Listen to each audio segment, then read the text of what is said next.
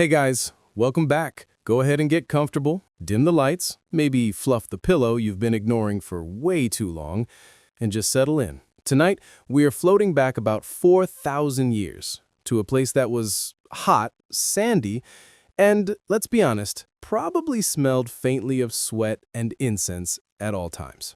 Yes, we're talking about ancient Egypt. But we're not diving into pyramids or pharaohs yelling at their architects or dramatic mummy curses. Now, tonight is much slower, much softer. Tonight we're going to ask a deceptively simple question. How did the ancient Egyptians sleep? And, as usual, the answer is weirdly.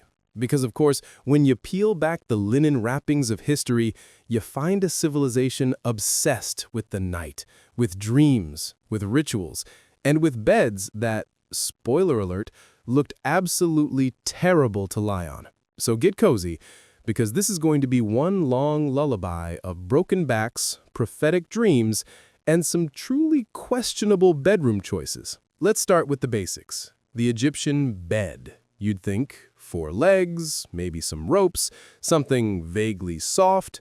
Wrong. The Egyptians invented what historians lovingly call the raised wooden bed frame, and what I like to call the world's least inviting spine torture device. Picture it, a slightly curved wooden frame lifted off the ground and covered with woven reeds or cordage. That was your bed. If you were wealthy, you might get a thin mattress of stuffed linen. If you weren't, congratulations, you're sleeping directly on wood and rope. Sweet dreams. And if you were really rich, you got animal legs, not actual ones, but bed legs carved to look like lion paws or bull hooves. Nothing says sleep peacefully like drifting off while being symbolically held up by the limbs of farm animals. Egyptians loved a good motif, and your bed was no exception. Now, in case you're wondering about pillows, brace yourself. Because Egyptian pillows were not soft, fluffy, cloud-like comfort items. No, they were literal headrests, a carved block of wood, or sometimes ivory, with a curved top. Imagine balancing your head on the edge of a salad bowl turned sideways. That's it. That's the pillow. It wasn't for comfort, of course. It was symbolic. The headrest was supposed to protect your head while you slept, both physically and spiritually. The head was sacred in Egyptian thought, the seat of life force. So instead of cushioning it, they propped it up on something hard enough to guarantee you'd wake up with a stiff neck. And yet, oddly enough, they stuck with this design for millennia, which either means they were really into symbolic protection or they just had a cultural aversion to feather pillows. But sleep, for the Egyptians, wasn't just physical, it was spiritual. See, they believed that the soul, or the Ba, wandered at night. The Ba was like your personality bird, often depicted literally as a human-headed bird flapping around doing its own thing while your body just lay there like a corpse, which is not exactly comforting if you're trying to drift off, but hey, when you dreamed, that was your Ba exploring other realms. Dreams weren't meaningless images, they were messages from gods, glimpses of the future, or the result of some awkwardly overcooked goat stew. Egyptians took dreams seriously, so much so that they actually had professional dream interpreters. Yes, if you woke up from a dream about, say, being chased by a hippo wearing a crown, which, let's face it, could easily happen, you could go to the local dream interpreter and they'd flip through a kind of dream dictionary. The oldest surviving one we have is called the Chester Beatty Papyrus, dating to around 1200 BCE. And it's full of helpful gems like, if a man sees himself in a dream looking out of a window, good. It means the hearing of his cry will occur, which, sure. Dreams were divided into good and bad categories, and people sometimes performed rituals before bed to try to encourage the good kind. You might wear an amulet, recite a protective spell, or even sleep in a temple overnight, what was called dream incubation, which is sort of like going to a sleepover with the gods, except no popcorn and probably a lot of incense. Now, let's float over to sleeping positions. Did Egyptians sleep curled up, on their backs, sprawled dramatically like they were auditioning for a sarcophagus lid? Well, art gives us some clues. Tomb paintings show people lying on their sides, often with one arm bent up under their head, which makes sense if you're trying to balance your skull on a block of wood. Archaeological evidence suggests they probably used mats or mattresses stuffed with plant fiber, but still, the bed design didn't exactly scream comfort. Interestingly, common people may not have even used beds at all. Many just slept on the ground, on mats of papyrus or palm fiber, which, given the heat, might have been the smarter choice anyway. Imagine sweating through the night on a wooden frame with no fan, no AC, and a pillow made of granite. I'll take the floor, thanks. But here's where it gets even more fun. Egyptians didn't just think about sleep in life, they thought about sleep in death. The tomb was called the House of Eternity, and the body was essentially put to bed forever. Coffins were often shaped like beds, complete with headrests carved into them. The dead were sleeping in preparation for the afterlife, which is both poetic and slightly unnerving when you realize they designed entire eternal bedrooms underground. And of course, dreams connected to this too. If you dreamt of the dead, it was often considered a visitation. The boundaries between night visions and the afterlife were porous. Sleep was basically a nightly rehearsal for death, only with slightly more chance of mosquito bites. Speaking of bugs, let's talk about bedrooms. You might imagine an Egyptian noble lying in some breezy chamber, fanned by servants,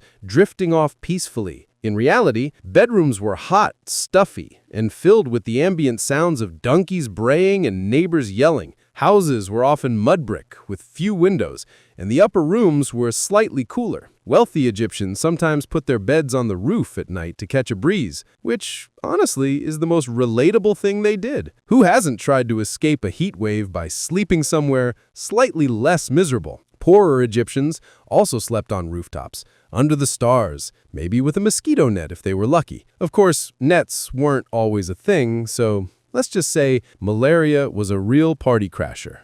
Now, let's drift over to sleep rituals. Before bed, Egyptians often applied oils and perfumes. Hygiene was a big deal, partly for status, partly because, again, it was hot and everyone was sweaty. They used mixtures of myrrh, frankincense, and cedar oil, which admittedly sounds a lot more glamorous than the melatonin gummy I pop before bed. Priests had more elaborate pre-sleep rituals, incantations, prayers, purification baths. The idea was to prepare not just the body but the soul for its nightly journey. Sleep was basically a tiny religious event every single night.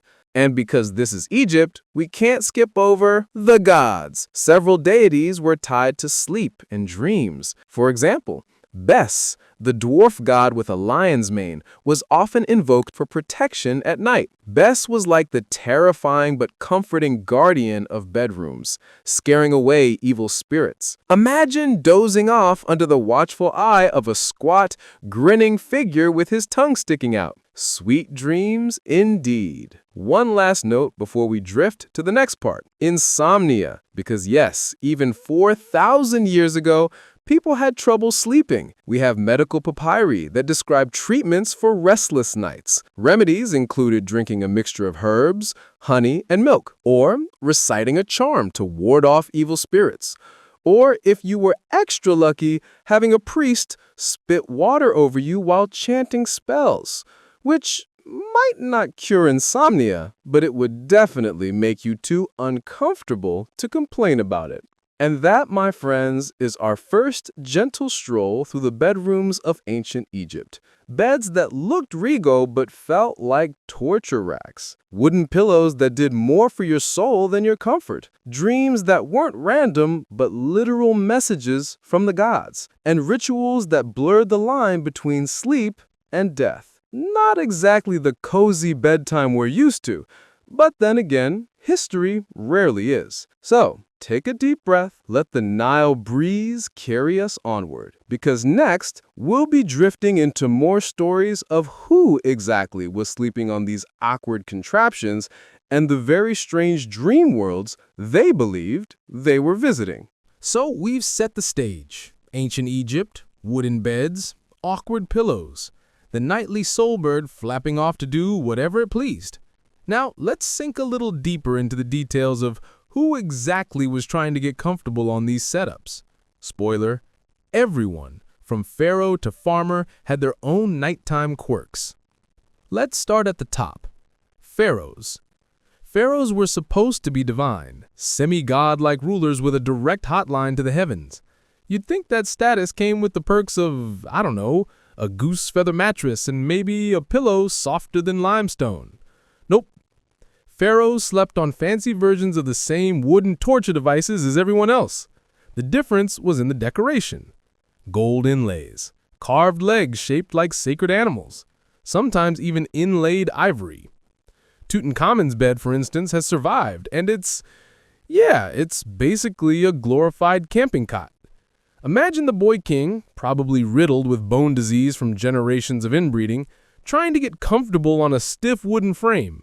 Divine ruler, but still tossing and turning like the rest of us. And here's the thing, the bed wasn't just furniture, it was symbolic. The raised frame represented order, separating you from the chaos of the ground. The legs carved into animal paws, protective. The hard headrest, safeguarding your precious skull's soul. Sleeping was as much about cosmic balance as it was about actually catching some Z's. Of course, when you're a pharaoh, you didn't necessarily sleep alone. Royal beds were often large and queens or concubines could share them. Which raises the question, how exactly did two people get cozy on a bed designed like a plank with ropes? Answered probably very carefully. Let's float down the social ladder to nobles. Wealthy Egyptians had slightly better deals. Their beds could be padded with woven mats, stuffed linen, or animal skins. If you were a high official, maybe you had servants airing your mattress out during the day because the Nile Delta was basically a mosquito factory. Bedrooms were a mark of status, too. A noble's house might have a dedicated sleeping chamber, decorated with wall paintings and stocked with perfumes. You might sleep under linen sheets, bleached white in the sun. Linen was the Egyptian luxury fabric, smooth and cool against the skin, which, let's admit, sounds a lot better than sweaty wool. And let's not forget pets. Cats, in particular, were sacred and often allowed into the bedroom. So yes, picture an Egyptian noble trying to fall asleep on a hard wooden bed while their sacred cat kneads the linen sheets into oblivion. Some things never change. And then there were the common people. Farmers, craftsmen, laborers building pyramids who absolutely deserved a good night's rest, but definitely didn't get one. Most Egyptians slept on the floor, on mats woven from papyrus or palm fibers. These mats were cheap, easy to make, and provided at least a little barrier from dirt. Blankets might be simple linen cloths if you had them, or just your regular clothes. And remember, nights in the desert can get surprisingly chilly, so while the day was a scorcher, at night you might actually shiver a bit. Common people also slept outdoors a lot. Roofs were popular. Flat-top mud brick houses basically doubled as sleeping platforms when the air inside was too suffocating. Imagine whole families stretched out on the roof, counting stars, or swatting flies depending on the season. Privacy? Almost non-existent. Families often shared sleeping spaces. Kids, parents, sometimes even extended relatives, all in the same room. Egyptians weren't big on the whole personal space thing, at least not in the way we think of it now. Now, let's drift back to dreams, because honestly, this is where things get really weird. Egyptians didn't just record dreams, they built a whole theology around them. We talked about the Chester Beatty dream book earlier, but let's actually wander through it a bit more. This papyrus was basically the Egyptian version of a late-night Google search. What does it mean if I dream about crocodiles? And the answers range from oddly specific to downright cryptic. For example, dreaming of eating crocodile flesh? Good. It means you'll get power over your enemies. Dreaming of drinking warm beer? Bad. It means suffering will come to you. Dreaming of your bed catching fire? Also bad, obviously, but for the Egyptians, it meant something specific. The possibility of being cast out of your household. It's half horoscopy, half fever dream, all wrapped in sacred authority. And remember, dreams weren't just fun little brain movies. They were divine communication. If you wanted a message from a god, you could literally order one up. You'd go to a temple, purify yourself, and sleep inside the sanctuary in hopes of a sacred dream. It's called incubation, and the idea was that the god would drop by your dream with a helpful hint about your life. Which sounds nice, until you realize Egyptian gods weren't exactly known for clarity. You'd wake up thinking, so, was that vision of a flaming goose telling me to get married or to prepare for death? Hard to say. And speaking of gods, let's talk more about who was supposedly lurking around your bed at night. We mentioned Bes earlier, this squat, hairy dwarf god who guarded bedrooms. Bes was basically the original nightlight, ugly on purpose to scare away demons. His face shows up on amulets, furniture, even headrests. Imagine sleeping with his grinning mug carved into the thing holding up your head. Comforting? Maybe not. Effective? Egyptians thought so. Then there was Taweret, the hippo goddess of childbirth and fertility. She was also invoked at night to protect women and children. And if you've ever seen a hippo in real life, you know they're not exactly soothing creatures. But in Egyptian thought, her ferocity made her a good guardian against evil spirits. So, yes, the ancient Egyptian bedtime squad included a dwarf lion demon and a pregnant hippo. Sweet dreams. Now here's a little detail that's almost too relatable. Bedtime snacks. Some medical texts suggest Egyptians sometimes used food as part of sleep remedies. Honey, milk, certain herbs mixed into drinks. These were both medicinal and soothing. Picture an Egyptian insomniac sipping a honey milk concoction while muttering spells under their breath. Honestly, not that far off from us drinking chamomile tea while doom scrolling. They also had more questionable remedies. One papyrus suggests using mashed dates mixed with herbs as a kind of sleep aid. Another prescribes placing certain animal fats near the bed to drive away restless spirits. Which, let's be honest, sounds more like a recipe for weird dreams in a smelly room than anything else. But here's where it gets really fun. Nightmares. Nightmares were taken very seriously. If you had a bad dream, it wasn't just your subconscious being dramatic. It was an actual threat. Evil spirits, angry gods, or wandering dead souls could be messing with you. People wore amulets to bed specifically to keep the nightmares at bay. And priests could perform rituals to cleanse a person of bad dreams. So, next time you wake up from a nightmare about forgetting your high school locker combination, just remember, in ancient Egypt, you might have needed an exorcism. Let's glide back to the imagery of the bed itself, because beds weren't just used for sleep. They were symbolic platforms for other life events, sometimes birth, sometimes even ritual sex tied to fertility cults.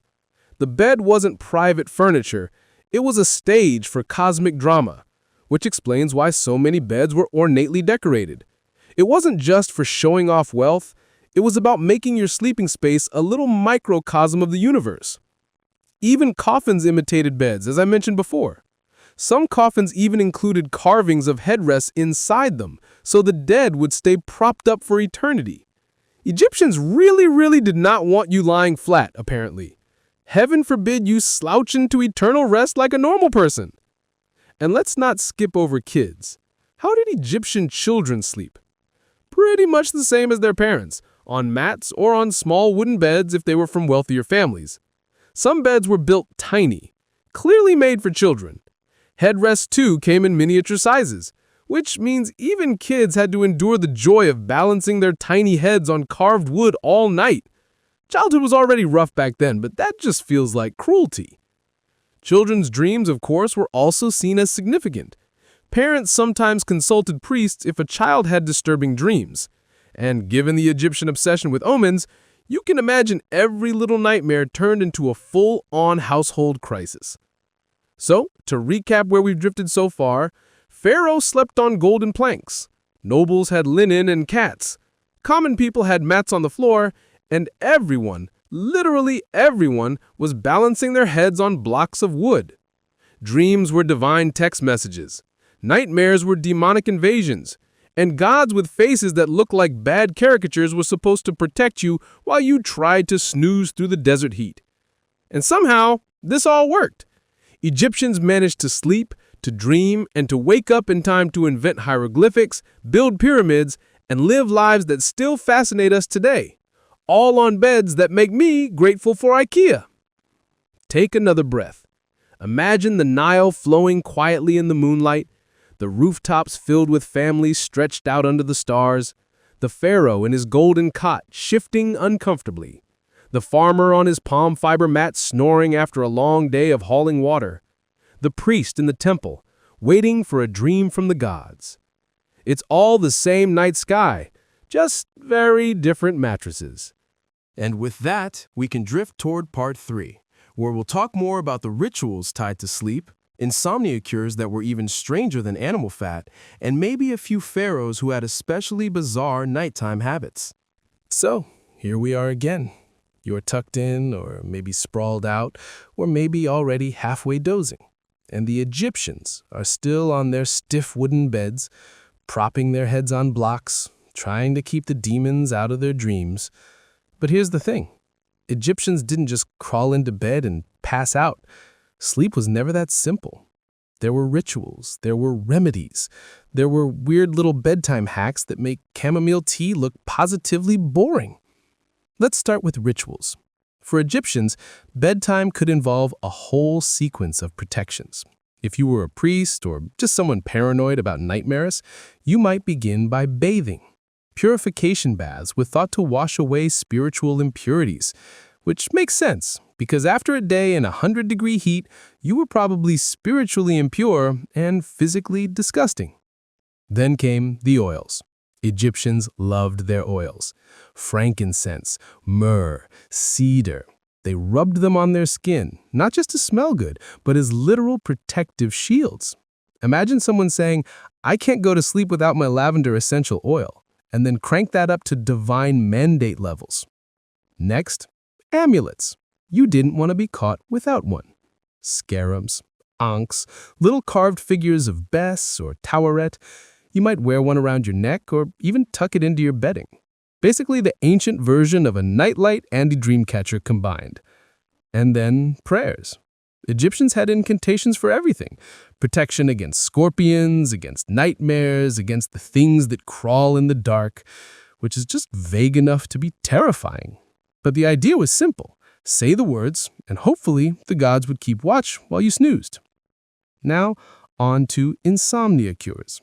Because yes, even in a world without TikTok, people lay awake staring at the ceiling. Egyptian medical papyri list a variety of remedies for sleeplessness, and let's just say, some were more appealing than others. One common suggestion was a drink of warm milk mixed with honey and herbs, which sounds downright cozy. We still use variations of that today, except their herbs included things like mandrake root, which is mildly hallucinogenic, so your insomnia might be cured, but your dreams would be interesting. Another remedy involved dates. Crushed dates mixed with herbs, rolled into little balls, and eaten before bed, which honestly just sounds like an energy snack, but sure, let's call it a sleep aid. Then it gets weird. Some remedies included fat, animal fat, placed near the bed to ward off evil spirits believed to cause restlessness, which, let's be honest, is the kind of advice you'd get from a relative who swears putting onions in your socks cures a cold. Oh, you can't sleep? Just smear a little hippo fat by the headrest. You'll be out in no time. Thanks, Grandma. And then there were spells. Actual written spells designed to banish wakefulness.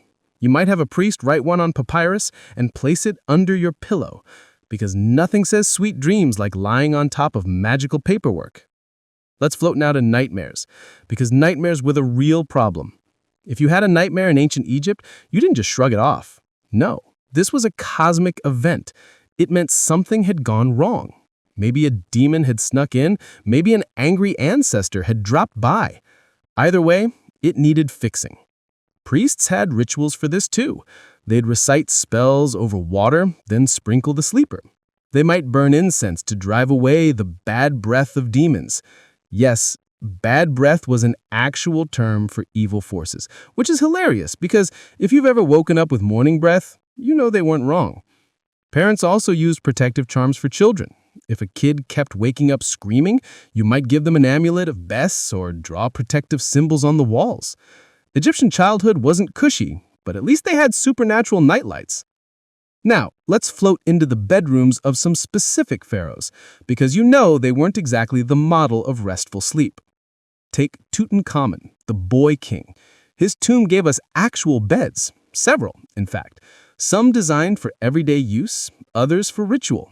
One of his beds even folds, like a kind of ancient camping cot, which raises the delightful image of the pharaoh lugging around a foldable bed whenever he traveled, divine ruler of Egypt, but still sleeping on IKEA prototypes. And then there's the fun fact that his body shows signs of physical deformities, clubfoot, scoliosis, bone disease. Imagine trying to sleep comfortably with all that on a wooden bed with a block for a pillow. No wonder his reign was short. He probably never got a good night's rest.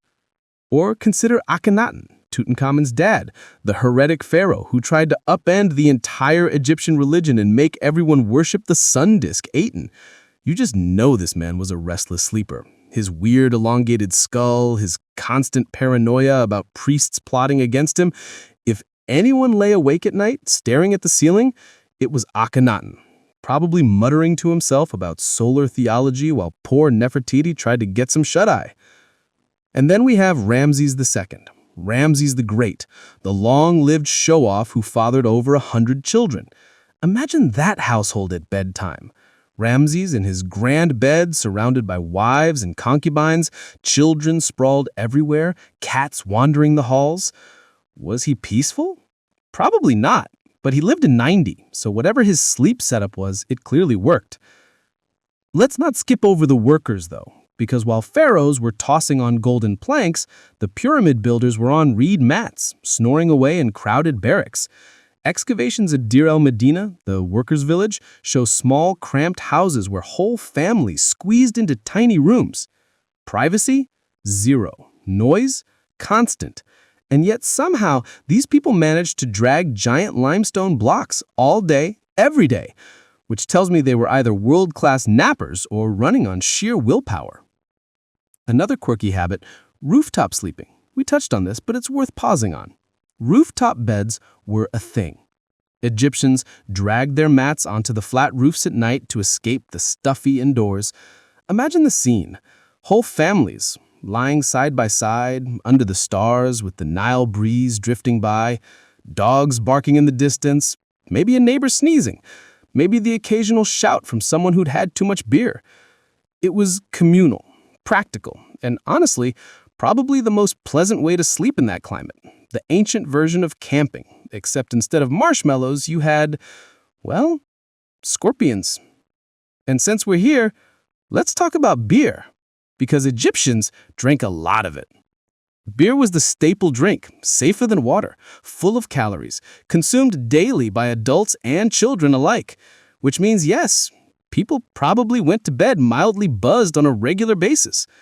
Imagine drifting into dreamland with a belly full of barley beer, your head wobbling on a wooden rest while your ba flaps off to visit Osiris. Not exactly glamorous, but definitely effective. There's also this fascinating idea of sleep as rehearsal for death. Egyptians saw nighttime rest as a mini-death. You lay down, your soul left, you were vulnerable, which is why so many protective measures existed. And then in the morning, waking up was like a mini-resurrection, a daily victory over darkness. It puts a whole new spin on hitting snooze. For them, every sunrise was proof you hadn't been devoured by demons in the night, which is comforting in a weird way. Let's float back now to something more mundane, clothing. What did Egyptians actually wear to bed? Well, linen again. Always linen. Wealthier Egyptians had fine, thin linen robes, sometimes almost see-through. Poor folks had simple shifts or just slept naked, which, given the heat, makes sense. Nightcaps? Not really.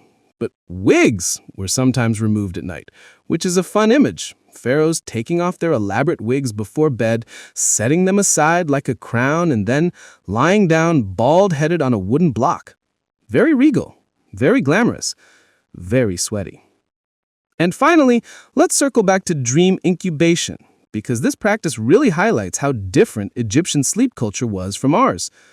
Imagine you're worried about something, health, love, the harvest.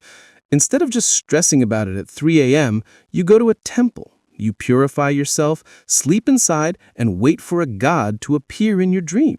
Priests might even interpret it for you the next morning. Temples of Serapis and Imhotep were especially famous for this. People would travel miles just to nap on holy ground, which honestly sounds like the world's first sleep clinic.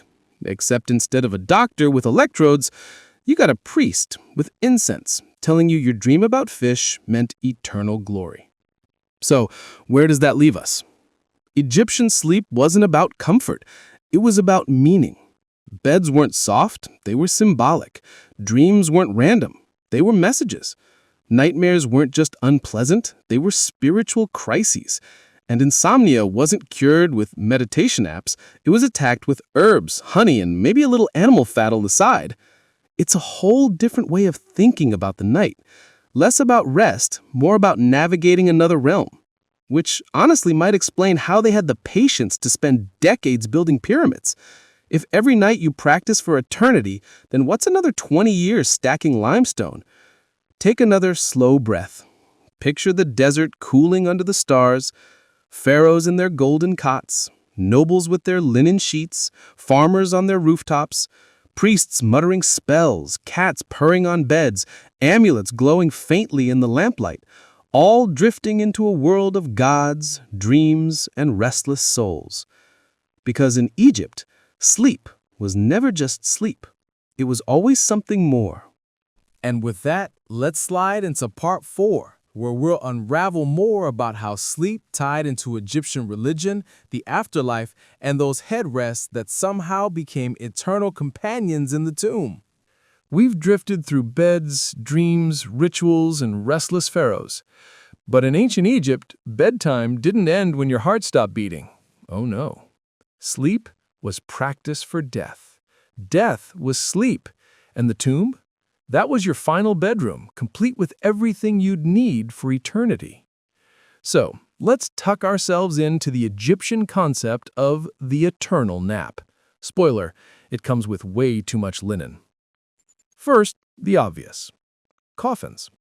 Egyptian coffins weren't just boxes. They were beds. Literally. The word for coffin in Egyptian, krus, also means bed. Death was framed as lying down, resting, waiting for rebirth in the afterlife. Your coffin was your eternal headboard, complete with symbolic decorations to protect your nightly journey. Look closely at a sarcophagus, and you'll see the same motifs we've already met: protective gods, hieroglyphic spells, sometimes even carved pillows.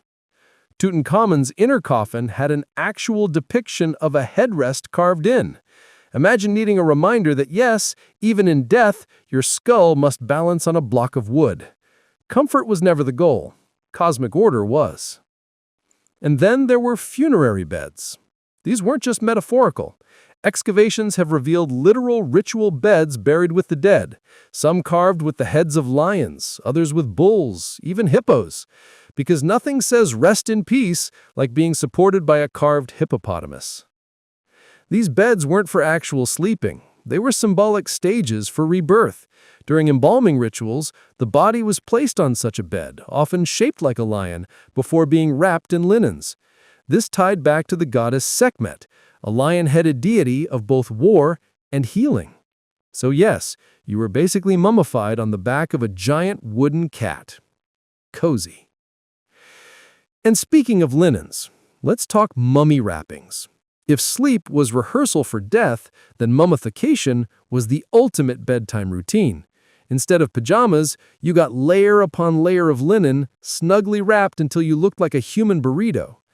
Each layer was accompanied by spells, amulets, oils, and prayers. Think of it as the Egyptian weighted blanket, only one you couldn't kick off at 3 a.m. when you got too hot. Amulets were slipped between the wrappings, positioned carefully, a scarab over the heart, an ankh near the hands, protective figures around the head. These weren't just jewelry. They were supernatural night guards, making sure you didn't get eaten by demons in the underworld. which honestly is a bigger concern than nightmares about forgetting your homework. And let's not skip over the Book of the Dead. Despite the dramatic name, it's basically a bedtime story for the afterlife, a guidebook full of spells and instructions for navigating the dangers of the underworld. Imagine dozing off with an audiobook that not only tells you how to relax, but also how to survive crocodile-headed demons after you die. Egyptians tucked papyrus scrolls of this text into tombs, ensuring the dead had a cheat sheet for their eternal slumber party with Osiris. Now, about Osiris. If you're going to talk Egyptian afterlife, Osiris is the guy, the god of death, rebirth, and eternal naps. According to myth, Osiris himself was murdered, chopped into pieces, reassembled, and wrapped in linen, basically the prototype mummy. From then on, every Egyptian dead person was a mini Osiris, lying down in bed waiting for resurrection. This is why coffins often showed the deceased with crossed arms, serene faces, and painted eyes. They weren't just dead, they were sleeping like Osiris, who was waiting to wake up again. Eternal rest wasn't the end, it was a pause before rebirth. And of course, Egyptians didn't want to snooze through eternity empty-handed. Enter the grave goods. Beds, headrests, blankets, even footstools were placed in tombs.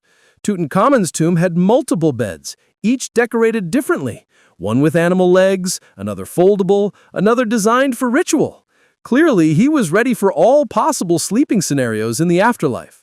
Practical, maybe not, but you can't risk showing up to the underworld without options.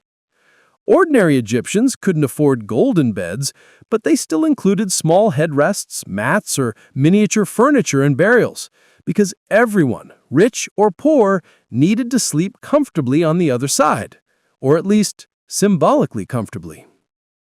Let's drift now to dreams of the dead. Egyptians believed the dead could visit the living in dreams. These weren't spooky hauntings, but actual communications. A dream of your deceased father might be taken as advice or a warning, or just a reminder to leave more offerings at his shrine. Letters to the dead survive, written on pottery or papyrus, where people beg their departed relatives to stop sending bad dreams. Imagine writing, "Dear uncle, please quit terrifying me at night. I promise I'll bring more beer to your shrine."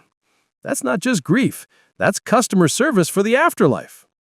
And remember, temples sometimes encourage sleep as a way to connect with gods and ancestors, so the line between dreaming and death was very thin. Nighttime was when the worlds overlapped and dreams became visitations. Now, about those headrests in tombs. We've laughed about Egyptian wooden pillows, but they weren't abandoned after death. Quite the opposite. Tombs are full of them. Some carved of alabaster, others ivory, others wood. Many inscribed with protective spells like, "Lift up your head, may you awake alive," which is either comforting or horrifying depending on how literally you take it. One headrest in particular, found in the tomb of Tutankhamun, had an image of the god Shu, god of air, holding up the curved rest.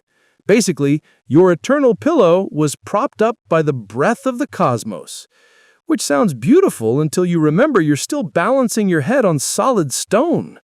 Comfort was never the goal. Cosmic order was. And now, let's wander into the Valley of the Kings. When pharaohs and nobles were buried here, their tombs weren't just treasure vaults, they were bedrooms. Painted ceilings showed stars, creating eternal night skies overhead. Walls were inscribed with spells, protective deities, and even sometimes dreamlike scenes of journeys through the underworld. Imagine lying in a chamber, deep in the rock, with golden furniture around you, painted stars above, and your body wrapped in linen. It's eerie, yes, but also oddly peaceful. Egyptians weren't scared of eternal sleep. They embraced it, prepared for it, designed for it. Death wasn't the end, it was bedtime. And this brings us to something quietly ironic. For all their elaborate sleep preparations, for all the headrests, beds, spells, oils, amulets, Egyptians were buried in deserts where tomb robbers eventually ransacked their eternal bedrooms. Tutankhamun's tomb is rare precisely because it was mostly intact. Most others? Looted, disturbed, their carefully arranged sleep ruined by greedy neighbors with crowbars. So in a way, pharaohs and peasants alike ended up with the same final reality: dust, sand, and restless afterlives. The great Egyptian obsession with sleep didn't guarantee peace, but it gave us a fascinating look at how they dreamed of eternity. Now, let's pull back and take a slow breath. Imagine the Nile at twilight, villages quieting down, farmers unrolling their mats on rooftops, nobles retreating to linen-draped chambers, pharaohs reclining on golden cots, priests muttering incantations, cats curling at their feet. Above them all, stars pricking through the dark, mirrored and painted ceilings of tombs far away in the cliffs. Every night was practice, every morning was rebirth, and death itself was just the longest nap of all, with enough linen to last forever. So, where does that leave us? It leaves us with a civilization where sleep wasn't just 8 hours of rest, it was a sacred journey. It was symbolic, ritualized, and eternal. Beds weren't beds, they were cosmic platforms. Dreams weren't dreams, they were messages. And death wasn't death, it was the ultimate bedtime, complete with your favorite furniture. And honestly, that's kind of comforting, because even though their pillows were terrible and their remedies smelled like hippo fat, the Egyptians saw sleep as a doorway to something bigger, and that, in its own strange way, is beautiful. Take another deep breath. Let it out slowly.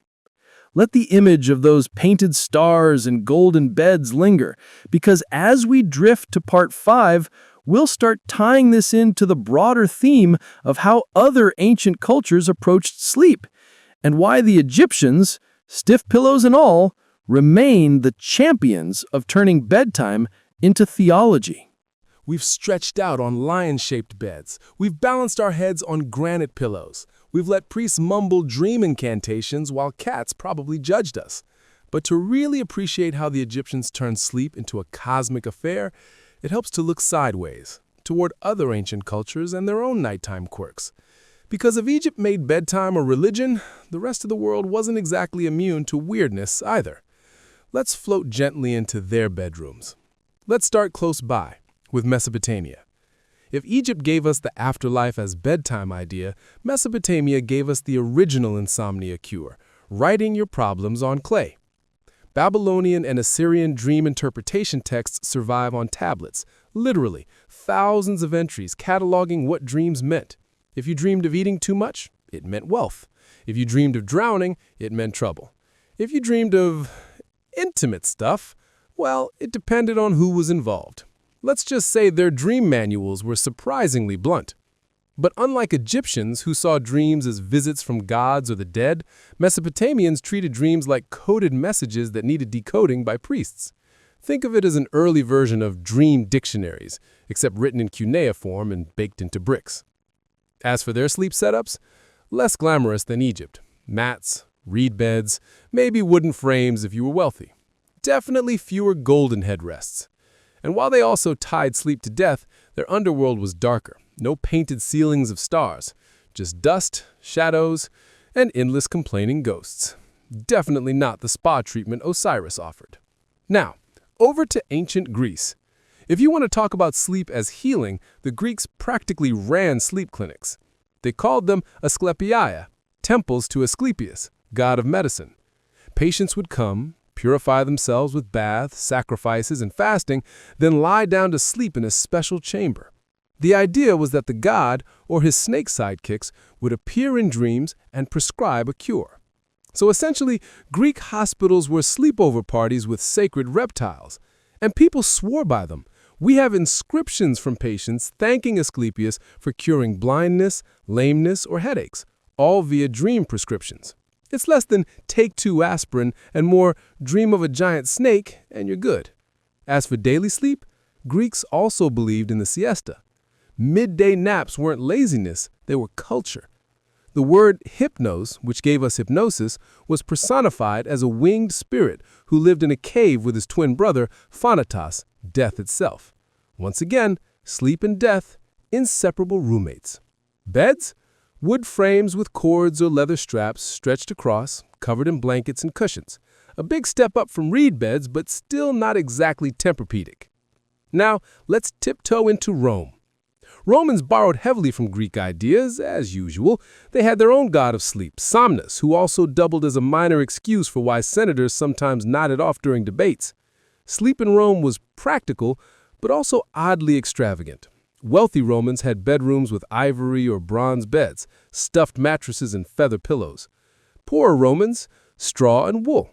And yes, slaves often slept at the foot of their masters' beds, because nothing says restful night like having a snoring coworker curled up on the floor next to you. Dreams?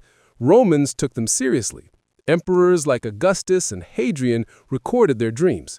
Caligula, of course, claimed he dreamed of talking to Jupiter, which is the sort of thing Caligula would brag about before doing something regrettable. But Rome also introduced something new to the sleep game: the idea of segmented sleep schedules. Many Romans rose before dawn, worked, napped midday, then stayed up late into the night. Sound familiar? That's basically the modern Mediterranean lifestyle, minus the togas. Now, let's drift east to ancient China. While Egypt leaned on headrests of wood and ivory, the Chinese perfected the art of the ceramic pillow. Yes, you heard that right, ceramic. Imagine dozing off with your temple pressed against porcelain. Somehow, people swore it was good for health, keeping the head cool and the body balanced. These pillows were sometimes glazed with protective symbols, poems, or animals. Some even had little holes, doubling as containers for herbs or perfumes that wafted into your dreams, which is clever if you ignore the fact that your neck is cramping. Dreams in China weren't just entertainment. Philosophers like Zhuangzi famously wrote about dreaming of being a butterfly, questioning whether he was a man dreaming of a butterfly or a butterfly dreaming of being a man. This wasn't theology. This was philosophy. Sleep as existential crisis. And much like Egypt, Chinese medicine connected sleep with cosmic order. Too much sleep meant imbalance. Too little meant imbalance. Basically, unless you were napping exactly as much as Confucius would approve, you were out of harmony with the universe. Let's drift further into ancient India. Here, sleep was deeply tied to spiritual cycles. The Vedas describe sleep as a state where the soul briefly withdraws from the body, resting before returning at dawn. Too much attachment to sleep, though, was frowned upon. It meant laziness and ignorance. Yet yogic practices often included techniques for controlled dreaming, or states between waking and sleeping. And of course, dreams were messages too. The Upanishads categorized dreams into levels. Some mere reflections of daily life, others glimpses into higher truth. Imagine Egyptians with their amulets, but swap those for sages telling you your dream of falling teeth is about enlightenment, not dental bills. Beds? Simple. Wooden cots, mats, cushions. Comfort wasn't the point, detachment was, which makes sense in a philosophy aiming to free you from earthly desires. Now, quietly glide back to Egypt with all this in mind. What do we notice? Egyptians weren't the only ones blending sleep, dreams, and the divine. Everyone did it. Mesopotamians wrote it down. Greeks turned it into therapy. Romans scheduled it between orgies and Senate meetings. Chinese ceramic pillows doubled as humidifiers. Indians folded it into philosophy. But Egyptians? Egyptians turned sleep into the entire blueprint for eternity. Their headrests weren't just furniture, they were resurrection devices. Their dreams weren't just random, they were cosmic communiques. Their tombs weren't just graves, they were bedrooms painted with stars. No one else turned bedtime into the central metaphor for life, death, and the hereafter quite so completely. And that's what makes them unique. Still, it's strangely comforting to realize that across time, humans everywhere wrestled with the same nightly questions. How do I sleep better? What do my dreams mean? And why does my pillow hurt my neck? The answers varied. The Egyptians invoked gods. The Greeks invoked snakes. The Romans invoked naps. The Chinese invoked porcelain. The Indians invoked philosophy. But in the end, everyone, everywhere, had to lie down and close their eyes and drift into the strange, dark world of sleep. And if nothing else, that's the great unifier. Beneath the pyramids, in clay huts, on palace floors, or under silk canopies, every human civilization has shared the simple, stubborn need to lie down and switch off. So, as we float into part 6, we'll bring it all back to where we began. The Egyptians, their strange pillows, their eternal beds, and the hauntingly relatable way they saw sleep as both fragile and divine. Next, we'll focus on the personal lives of Egyptian elites, the kings, queens, and royals whose nightly routines were nothing but restful. Because if you think modern royals complain about mattresses, wait until you hear about pharaohs sleeping surrounded by incense, cats, and courtiers. We've drifted through the general Egyptian sleep world, reed mats for farmers, stone pillows for everyone, tombs as eternal bedrooms. But when it comes to bedtime gossip, the real fun begins in the palaces. Because Egyptian royalty didn't just lie down to rest. They turned sleep into a full-blown political statement, complete with attendants, rituals, and yes, cats. Always cats. So, let's slip quietly into the royal chambers and see how the so-called god kings tucked themselves in. Spoiler, with a lot of ceremony and probably very little actual sleep. First up, the pharaoh's bedroom. Forget modest reed mats. Pharaohs reclined on beds crafted from wood, inlaid with gold, ivory, and sometimes even ebony imported from far-off lands. The bed frames often had animal legs, lion paws, bull hooves, because what's the point of absolute power if your furniture doesn't resemble a zoo? Mattresses were stuffed with wool, reeds, or feathers. Sheets and blankets were linen, often bleached white and perfumed with incense. And yes, pharaohs had servants whose entire job was to fan them while they tried to fall asleep. Imagine needing human ceiling fans to get through the night. But here's the twist. Despite all the luxury, pharaohs often lived under constant stress.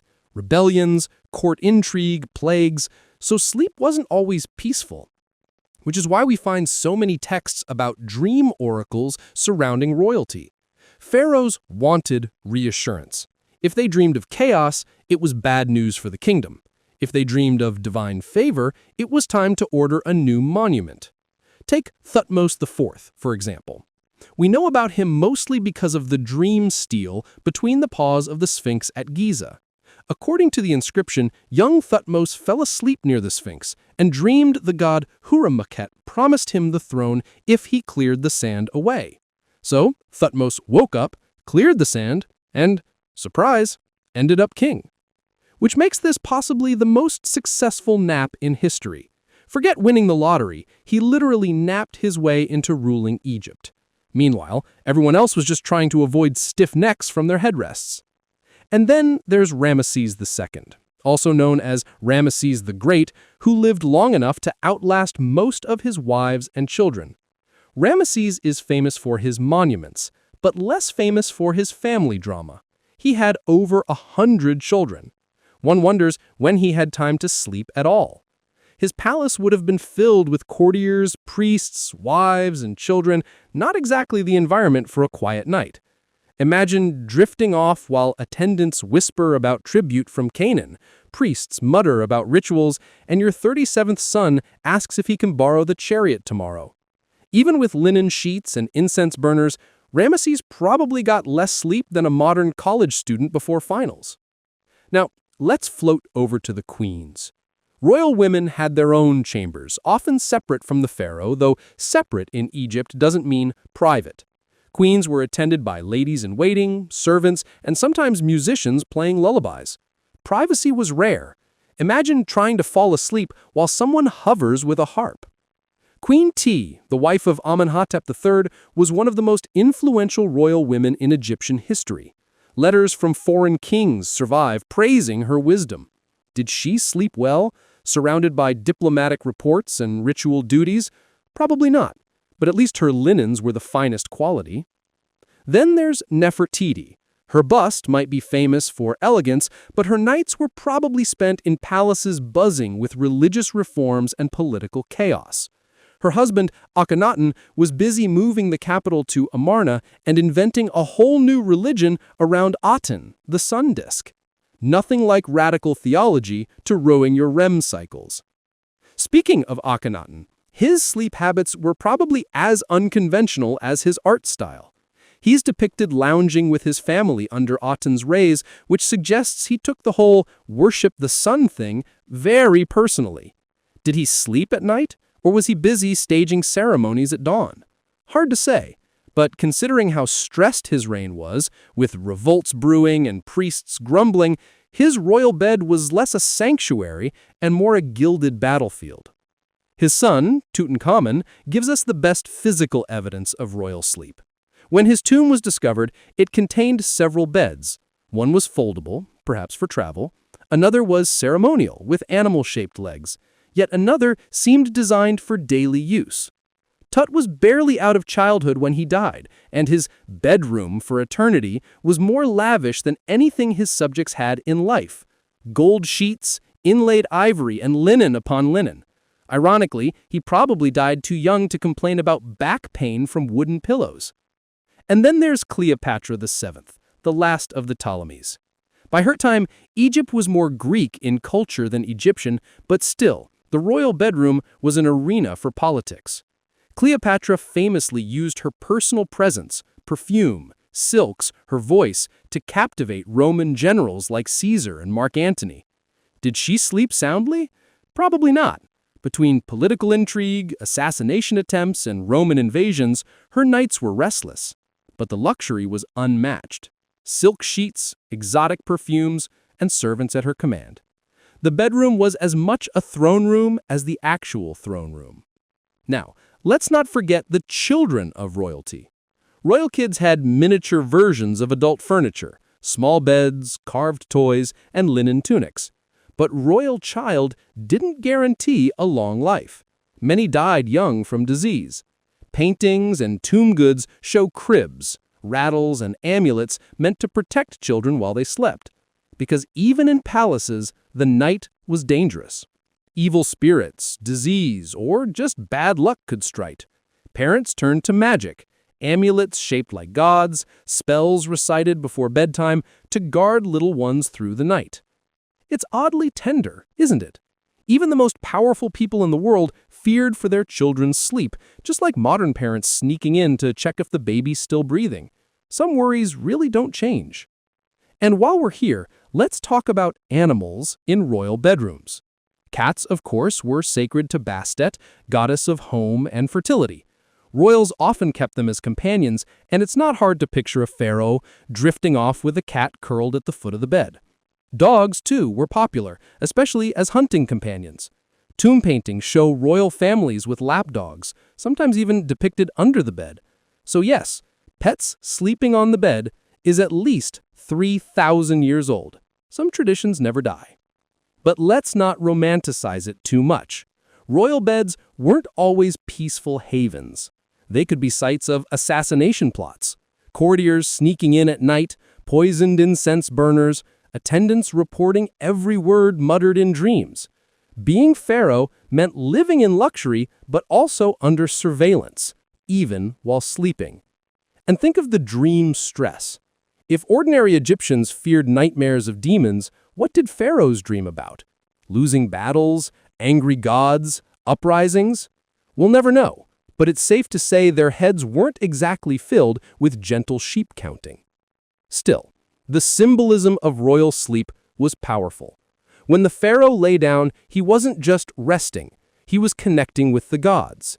The king was Horus in life, Osiris in death, the literal bridge between waking and eternal sleep. Every bedtime was a rehearsal for cosmic duty, and every tomb chamber was a final bedroom painted and furnished for perfection. Which leaves us with this irony. Egyptian royals could control armies, raise monuments, even dictate theology, but when night came, they still had to close their eyes and drift into the same uncertain world of dreams as everyone else. The gold, the incense, the attendants, it couldn't change the basic human vulnerability of sleep. So picture it now. A pharaoh stretched out on a gilded bed, Incense burning, attendants fanning, cats curled nearby, courtiers whispering outside. Queens in adjacent chambers, musicians playing soft notes, amulets glinting in lamplight. Outside, the Nile flows. Villagers sleep on rooftops, and the desert stars blaze above. One civilization, from king to farmer, all slipping into the same fragile barkness. And that, in many ways, is the beauty of studying sleep in ancient Egypt. It's a rare topic where everyone, royal or peasant, shared something deeply human. The furniture, rituals, and worries might differ, but the act was the same. Lying down, closing eyes, trusting the night. As we drift now into part 7, we'll tie it all together. We'll glide through what made Egyptian sleep so distinctive and why bedtime ended up shaping not just their daily lives, but their entire vision of eternity. It's the final stretch, so take a deep breath, adjust your imaginary headrest, and prepare for one last dreamy float. So here we are. We've wandered through the reed mats of farmers, the golden beds of pharaohs, the linen wrappings of mummies, and the porcelain headrests of cultures far away. We've watched Egyptians balance their skulls on stone, whisper to dream gods, and stock their tombs with more bedroom furniture than IKEA on sale. And now, in this final stretch, we can just drift. Because the story of Egyptian sleep isn't about trivia. It's about how a civilization took something universal, something every human has to do every night, and turned it into theology, politics, ritual, and art. Sleep wasn't an afterthought. It was a blueprint for eternity. Let's take it slow. Imagine the Nile at dusk one last time. The river is darkening. Boats drift like shadows across the water. Villages hum softly as fires go out. On the rooftops, peasants roll out reed mats, stretching after long days in the fields. They lie down, maybe with children nestled close, hoping the night air keeps mosquitoes at bay. Dogs bark in the distance, a donkey brays, then quiet. Stars rise, people close their eyes. And in palaces, the same thing happens, just gilded. Servants light lamps, incense curls through air, linen sheets are smoothed out, headrests are adjusted, cats claim their corners, priests murmur protective spells, pharaohs recline, queens in neighboring chambers, courtiers outside waiting for any summons. The trappings differ, but the act is the same. They too close their eyes. That's the great equalizer. Beneath the pyramids, above the fields, in huts and golden halls alike, Egyptians gave themselves to the night. And yet, it wasn't just rest, it was danger. Egyptians knew sleep was fragile. Evil spirits might slip in. Bad dreams might bring omens. That's why they kept protective amulets under pillows, headrests inscribed with spells, statues of Bes at the bedroom door. Imagine being so worried about demons that you put a dwarf god with a lion's face in your room. Somehow that was considered comforting. But it worked. In their minds, every precaution, every charm, every ritual helped keep the fragile bubble of sleep intact. Because sleep wasn't just about rest, it was about survival. And survival stretched beyond the night. For Egyptians, death was the longest sleep. The coffin was a bed. The tomb was a bedroom. The body was tucked in like a child, wrapped in linen, surrounded by toys, furniture, pets, food, even ceilings painted with stars to mimic the sky. Everything about their burial practices whispered, "This is not the end. This is bedtime. You'll wake up again." It's oddly tender. We moderns bury our dead in stiff coffins, often sterile and plain. Egyptians buried theirs with pillows, blankets, lamps, even board games. The afterlife wasn't scary, it was familiar. Just another night, another dream. And this brings us back to their obsession with dreams. Dreams weren't random. They were messages from gods, ancestors, or the restless dead. A dream of a crocodile could mean protection. A dream of water could mean prosperity. Pharaohs carved their dreams in stone like Thutmose IV. Ordinary people wrote letters begging dead relatives to stop haunting their nights. Dreams mattered. Which, in a way, makes Egyptians deeply relatable. Who hasn't woken from a strange dream and wondered what it meant? Who hasn't felt haunted by something in sleep? They just codified it, wrapped it in ritual, and built an entire dream economy out of it. And then, of course, there's the eternal irony. For all their care, the amulets, the tombs, the spells, most of it was undone by time. Tombs were looted, headrests stolen, beds broken, linen decayed. Pharaohs who had obsessed over eternal rest ended up scattered, burned, melted down, or displayed in museums. The greatest sleepers in history had their slumber disturbed. Yet somehow, the essence survived. We're still talking about their beds, their pillows, their dreams. Thousands of years later, their obsession with sleep lingers like the faint smell of incense on old linen. And maybe that's its own kind of immortality. Now, let's breathe here, because one last truth ties all of this together. Egyptians weren't wrong to see sleep as divine. Modern science tells us that sleep heals, restores, resets the brain. Without it, we crumble. They just added gods, amulets, and starry ceilings into the mix. Honestly, that sounds nicer. Think about it. Would you rather stare at your phone until 2 a.m. or tuck yourself in with protective charms, incense, and the comforting thought that you're rehearsing for eternity? The Egyptians might have had uncomfortable pillows, but they at least had purpose. So let's drift one last time through their world. Picture Tutankhamun's golden bed folded away in a tomb. Picture an ordinary farmer on a roof, linen tunic as a blanket. Picture priests in temples chanting over dreamers in search of visions. Picture a queen reclining, a servants wave palm fronds. Picture children clutching amulets shaped like gods, muttering half asleep. All of them, eyes closed, breathing slowly, floating between worlds. Because that's what sleep was in Egypt. Not an escape, not just rest. It was a nightly rehearsal for something greater, a doorway to eternity. And now you're here, listening to all of this. Maybe your own eyes are heavy. Maybe you've already drifted in and out once or twice. That's fine. The Egyptians would say you're halfway to visiting a god. So go ahead. Close your eyes. Imagine a painted ceiling of stars.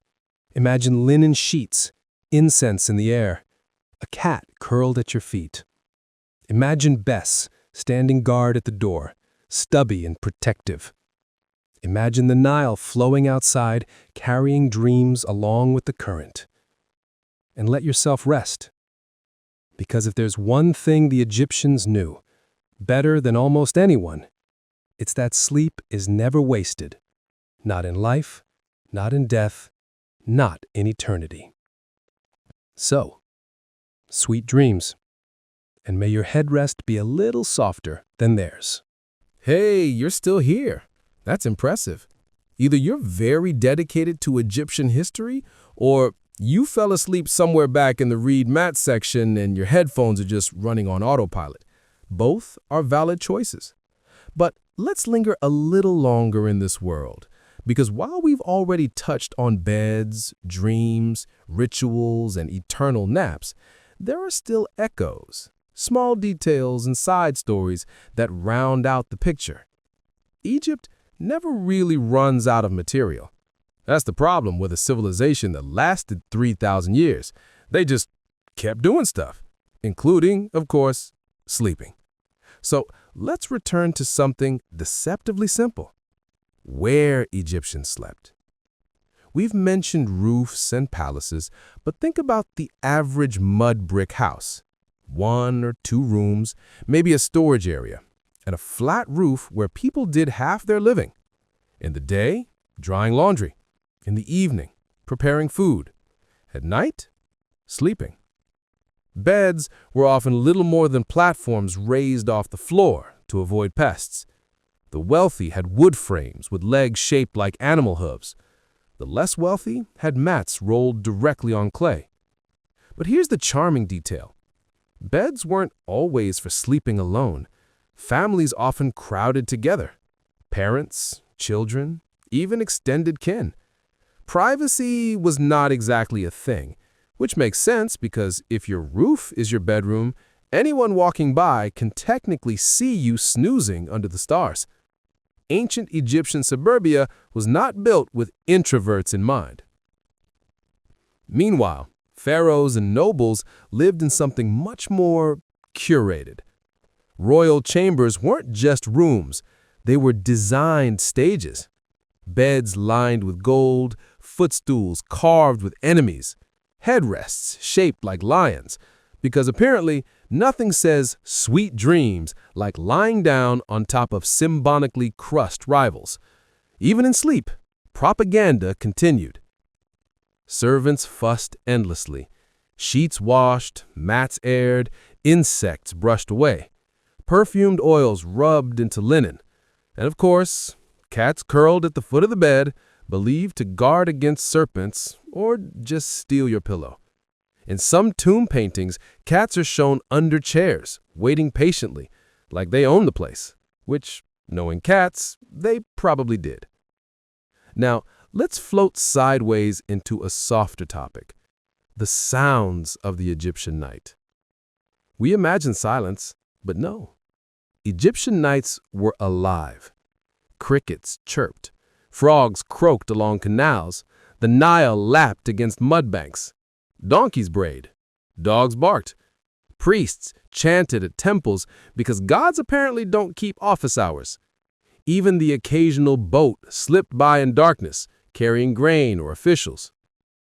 So Egyptians weren't falling asleep to silence. They were falling asleep to a soundscape. In fact, it was a lot like modern white noise, just natural.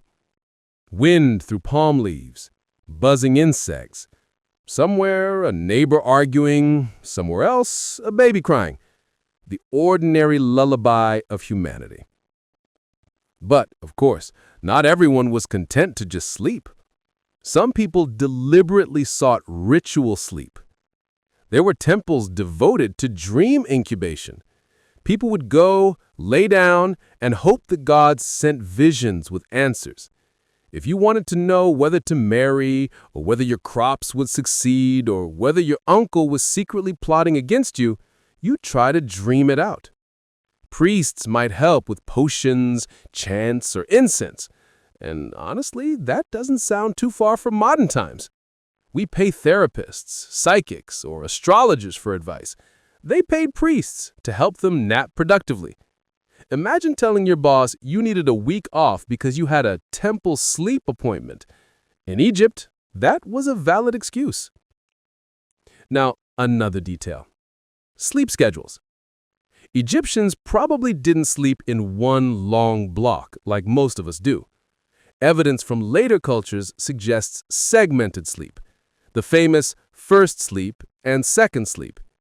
The idea is that people went to bed not long after sunset, woke up around midnight, maybe did chores, prayed, or chatted, then went back for a second stretch. If Egyptians followed that pattern, and it's likely they did, then half the population was wandering around at 2 a.m., lighting lamps, whispering in courtyards, stargazing from roofs. Sleep wasn't a straight line. It was broken, flexible, communal, which makes sense in a hot climate. Nights were cooler. Work could be done. So imagine it. The moon high, the village half asleep, half awake, a farmer checking his grain, a woman weaving quietly, children rolling over on mats, priests muttering under their breath, dogs pacing, cats hunting. That's the rhythm of Egyptian midnight. And speaking of midnight, we should mention insomnia. Yes, even then, Egyptians had herbal remedies.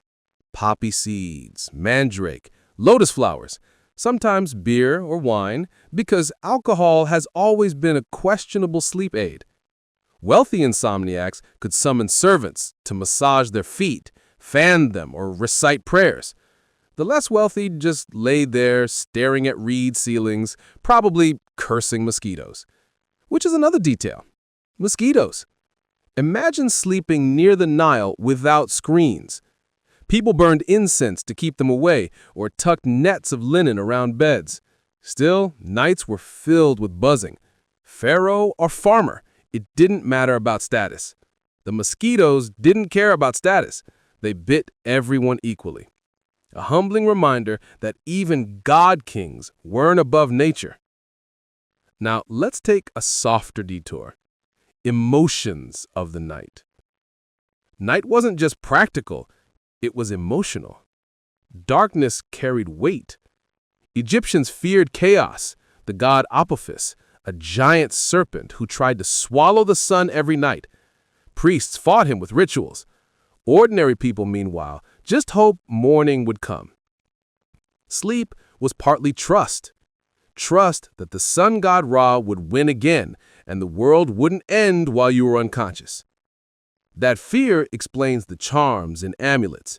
Night was dangerous. Shadows belonged to gods and spirits. To fall asleep was to surrender. So they protected themselves however they could, and when they woke up at dawn, with Ra victorious, it was a kind of rebirth. Every morning, Egyptians were renewed, which honestly sounds healthier than our modern groggy hit the snooze button 6 times and hope for the best. And finally, let's whisper about legacy. We've spent hours wandering through beds, headrests, dreams, rituals, cats, and insomnia. But what lingers? What really matters? Maybe it's the simple fact that Egyptians took sleep seriously. They made it sacred. They linked it to eternity. They wrapped it in magic and practicality at once. And while their wooden beds rotted and their tombs cracked, the idea remains. Sleep is more than a biological function. It's a bridge to gods, to death, to renewal. So the next time you flop into your modern mattress, maybe think of them. Imagine you're lying on a woven mat beneath desert stars. Imagine a painted ceiling of night skies. Imagine amulets guarding your dreams. Imagine that your rest is not wasted, that it carries you forward, that it connects you to something bigger. Because if Egyptians believed anything, it was that no night is just a night. Every sleep is a rehearsal for eternity. And now, listener, maybe it's time to let go. Close your eyes. Picture the Nile. Hear the frogs and crickets. Smell faint incense in the air. Feel a cat curl beside you. Imagine a tiny dwarf god with a lion's head guarding the door. You're safe. You're drifting. Just like they did thousands of years ago. And if you dream, well, maybe the Egyptians were right. Maybe it's a message, or maybe it's just your brain filing papers. Either way, let it come. Hey again. If you're somehow still awake, congratulations. Or condolences. Hard to say. By now, you know far more than most people ever intended to about how ancient Egyptians went to bed. Which means you're either a dedicated history lover, or you really, really need help falling asleep. Either way, let's keep floating. Because Egypt doesn't just stop being interesting once you close the lid on a sarcophagus. There's always another corner to peek into. And tonight, we'll linger not on pharaohs or peasants, but on the shadows in between. The atmosphere, the stray details, the little textures of nightlife that make the bigger picture complete. Let's start with lamplight. Egyptian nights were not pitch black. People had oil lamps, small bowls with linen wicks, some shaped like lotus flowers, others plain. They burned animal fat or castor oil, filling rooms with flickering glow and probably a fair amount of smoke. Imagine lying in bed, watching shadows dance on mud brick walls. The flame sputters. The air smells faintly of oil and soot. A cat shifts in the corner. That's how the average Egyptian night looked. Not neon, not electricity, just little orange halos of light struggling against the dark. And those shadows, they weren't just aesthetic. Egyptians believed shadows had power. A person's shadow, their shayut, was a piece of their soul. Which means, technically, every flicker on the wall was alive. Comforting? Maybe. Creepy? Definitely. Imagine trying to fall asleep while thinking your shadow has its own agency. Thanks, Egypt. From light to sound again, because we can't escape it. The desert doesn't sleep. Jackals howled at the edges of villages. Owls hooted. The occasional crocodile splashed in the river. Night carried noises that blurred the line between natural and supernatural. Egyptians associated owls with death, jackals with Anubis, crocodiles with Sobek. So every nighttime sound could be interpreted as a sign. A screech in the dark wasn't just an animal. It was a message, maybe a warning. Falling asleep wasn't just resting. It was stepping into a world where every creak, every cry was loaded with meaning. No wonder they needed protective amulets. Who can relax when every owl hoot feels like a death omen? And speaking of owls and jackals, let's drift into night work. Because not everyone in Egypt slept at night. Some worked. Guards patrolled, bakers stoked fires before dawn. Priests performed midnight rituals, keeping cosmic order intact. Scribes sometimes wrote by lamplight. Even musicians played at banquets that stretched late into the night. For the elite, sleep wasn't just interrupted, it was negotiable. If a feast ran until sunrise, well, you napped the next day. Pharaohs could summon servants at odd hours. Life revolved around power, not circadian rhythms. Meanwhile, farmers kept more natural schedules. Bed with the sun, up with the dawn. Less glamorous, but healthier. Though, again, the mosquitoes had no respect for anyone's timetable. Now, let's wander into the dream economy again. We've touched on dream interpretation, but it deserves more. Egyptians believed dreams could be classified: good, bad, nonsense. A papyrus lists them like a cosmic filing system. If a man sees himself in a dream with clear water, it is good. If a man dreams he sees himself eating crocodile flesh, it is good. It means he will become a mighty official. Apparently, crocodile sashimi was a metaphor for promotion. Who knew? There were also bad dreams: falling, drowning, being attacked. Those required countermeasures: prayers, spells, offerings. Some people wore amulets shaped like hieroglyphs to block nightmares. Imagine sleeping with an entire jewelry set just to avoid seeing crocodiles chase you in your subconscious. That's commitment. But let's pause on something gentler. Children. How did Egyptian kids sleep? Likely with family, all on the same mats or platforms. Archaeologists have found tiny headrests sized for children, which feels both adorable and cruel. As if stiff stone pillows weren't bad enough for adults, let's give one to a toddler. Thanks, parents. But they also gave protective dolls, amulets shaped like hippos or lions, and lullabies whispered in the dark. Mothers sang prayers to Hathor, goddess of love and motherhood, to guard their little ones. So, picture it. A mud brick house. Parents whispering, a child clutching a carved hippo toy. An older sibling mumbling in half-sleep. A mother stroking hair, murmuring a hymn. Outside, frogs croak. Inside, safety feels possible. Now, let's drift sideways again, into time. Because one of the strangest things about sleep in Egypt is how it stretched across eternity. Egyptians didn't see time as linear the way we often do. It was cyclical. Night always became day, day always became night.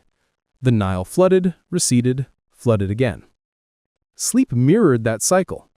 Every night was death. Every morning was rebirth. Every nap was a rehearsal for eternity. That's why tombs look like bedrooms, why coffins look like beds, why ceilings look like night skies. Death wasn't an end, it was just another night's rest. Egyptians genuinely believed you'd wake up, whether in dreams or in eternity, which is oddly soothing. Terrifying, yes, but also soothing. And what about royal insomniacs? We don't know much. Pharaohs didn't exactly keep sleep journals. But we can imagine. If you were the supposed divine ruler of the universe responsible for keeping chaos at bay, you probably had some restless nights. Did Tutankhamun toss and turn on his golden bed? Did Ramesses II kick off his linen sheets during heat waves? Did Cleopatra sneak a midnight glass of wine before bed? We'll never know, but the thought makes them feel more human. Even gods yawned. Even gods couldn't always sleep. One last digression. Beds themselves as symbols. When archaeologists discovered Tutankhamun's tomb, they found folding beds, ceremonial beds shaped like lions and cows, and travel beds for camping trips. Beds weren't just for sleep, they were symbols of life cycles. Birth happened on a bed. Sex happened on a bed. Death happened on a bed. Everything started and ended there. So maybe it's not surprising Egyptians saw beds as portals, not furniture, but thresholds. Every time you lay down, you crossed into another world. And now, dear listener, we're at the edge again. The stars are still overhead. The Nile still flows. You've seen peasants curled on mats, pharaohs reclining on gold, children clutching amulets, priests mumbling spells. You've wandered through oil lamps, dreams, shadows, owls and jackals. You've watched thousands of years of nights pass in a blur. So maybe it's time. Time to let your own eyes close, to let shadows flicker, to let frogs and owls sing, to let your shadow self stretch out, not as something ominous, but as something protective. Because if Egyptians believed one thing above all else, it's that you are never alone in sleep. The gods, your ancestors, your shadow, even your cat, they're all there, keeping watch. So drift. And if you dream of crocodiles, may it at least mean a promotion. Good night. Welcome back, dreamers. This is it, the last stretch of our long, winding journey through the nights of ancient Egypt. If you've made it this far awake, impressive. But honestly, I suspect you've nodded off once or twice, maybe even dreamed your own Egyptian dream, which is fine. That's the point. Because tonight, we're not chasing battles or conquests or dynasties. We've been chasing the quiet hours, the slow, overlooked spaces between. And now we arrive at the end, just as the Egyptians always believed we would. So let's ease into this ending the way they would have, slowly, gently, ceremonially. Picture the Nile again. It's night. The water reflects the stars. Palms sway in the breeze. Somewhere a family lays out mats on a rooftop. Somewhere else, a priest snoozes against a temple wall after a long vigil. Somewhere, a pharaoh reclines on linen sheets, surrounded by charms and servants. Everywhere, people breathe slowly, drifting. And just as the Egyptians knew, this isn't just rest, it's rehearsal. Every night, a little death. Every dawn, a little rebirth. The cycle, unbroken, eternal. We've spoken about beds and mats and golden couches, about stiff headrests and sacred dreams, about cats and mosquitoes, owls and jackals, about rituals, fears, and the fragile bubble of sleep. But maybe the real point is this: Egyptians wrapped their nights in meaning. They never treated sleep as wasted time. To them, it was a bridge between day and night, between life and death, between this world and the next. Every snore carried cosmic weight, which feels oddly comforting. In our own world, where sleep is often treated like an inconvenience, something to cut short for productivity, it's nice to remember a culture that considered it sacred. Egyptians may have had bad pillows, but at least they respected the nap. And when life ended, they didn't break the pattern. They just extended it. The tomb as a bedroom, the coffin as a bed, the mummy as a sleeper wrapped tight against the cold of eternity, amulets as dream catchers, painted ceilings as night skies, a whole civilization tucking its dead in for one last, very long rest. And sure, many of those sleepers were disturbed, robbed, unwrapped, displayed under museum lights. But the idea remains: death as sleep, sleep as practice, eternity as a dream you don't wake from. There's something soothing in that. Think about it. You're lying in bed. You close your eyes. You slip into darkness. Hours pass, but you don't notice. Then light returns. You wake. For Egyptians, death was the same. Close your eyes, slip into darkness, wake in another world, with gods, ancestors, fields of plenty. Same cycle, just longer. Same rest, just deeper. No wonder they weren't terrified of the grave. They'd rehearsed it every single night. So, now listener, we've reached our ending. 10 parts, nearly 2 hours of slow, meandering talk about pillows, beds, rituals, and dreams. If nothing else, you now know more about ancient Egyptian sleep habits than almost anyone you'll meet at a party, which admittedly may not make you more popular, but it might help you win a trivia game. But hopefully more than that, it's helped you rest, because the Egyptians would want that for you. They'd hand you a linen amulet. They'd tuck you under painted stars. They'd tell you the gods were watching, the shadows were protective, the dreams were messages, and the night was safe. So, go ahead. Close your eyes. Breathe slowly. Picture the Nile flowing beside you. Hear frogs and crickets. Smell faint incense. Feel a cat curl up at your feet. Imagine Bess at the door, ugly and loyal, ready to swat away any nightmares. You're safe. You're drifting. Just like them. And as you sink into sleep, remember this. The Egyptians believed every night was sacred. Every dream mattered. Every rest prepared you for eternity. So your sleep tonight? It's not wasted. It's a thread in a tapestry woven thousands of years ago. You're part of that rhythm now. And with that, good night, sweet dreams, and may your head rest be a little softer than theirs.